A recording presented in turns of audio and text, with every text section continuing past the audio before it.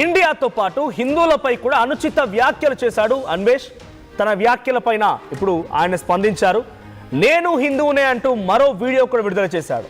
నేను హిందూ ధర్మంలో ఉంటాను, నువ్వెవడివిరా నేను హిందువును కాదని చెప్పడానికి టమోటా ఉల్లిపాయలకు కక్కుర్తిపడి నాపై వీడియోలు చేస్తున్నారు. యూట్యూబ్ వ్యూస్ కోసం యాంటీ ఇండియన్ అంటూ ఉన్నారు. ఇక మార్క్ మై వర్డ్స్, కర్మ ఈజ్ బ్యాక్. కర్మ మిమ్మల్ని నాశనం చేసిన రోజు నేను గుర్తుకు వస్తాను అని అన్వేష్ అంటూ ఉన్నారు. ఇక 6 కోట్ల బ్యాంక్ బ్యాలెన్స్తో హ్యాపీగా ఉన్నాను. ఎండ్ ఆఫ్ ది డే మునిగిపోయేది మీరే. వీడియోలో ఎక్కడ కూడా క్షమాపణ చెప్పను అని అన్వేష్ అందులో క్లియర్గా చెప్పుకొచ్చాడు. వీడి బలుపు చూడండి, ఇంకా వీడి బలుపు బండకేసి రాకితే కానీ తగ్గదిక. 6 సంవత్సరాలుగా నేను దూరంగానే ఉంటున్నాను భారతదేశానికి, అయినా ట్యాక్సులు కడుతున్నాను, నేను హిందువునే, నేను దేవుళ్ళ పుస్తకాలు పట్టుకొని దేవుళ్ళకు సంబంధించినటువంటి విగ్రహాలు పట్టుకొని పూజలు చేస్తున్నాను, నేను హిందువునే.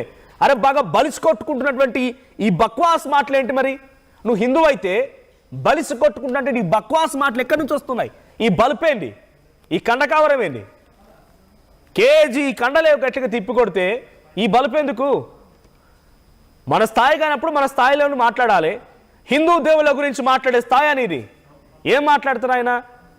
మరి ఆ రోజుల్లో వీళ్ళపై ఎలా రేప్ జరిగింది నువ్వు చూసినావా? నువ్వు చదివినటువంటి ఆ పుస్తకాల్లో ఎక్కడన్నా ఉందా? పోనీ చూపించగలుగుతావా? హిందూ దేవీ దేవతల పైన మాట్లాడి నీ బలుపు మాటలు నువ్వు హిందువు అయితే ఎందుకు మాట్లాడతావు? భారతదేశం దరిద్రం అని మాట్లాడుకోవచ్చావు. ఈ బలుపు ఎక్కడి నుంచి వచ్చింది?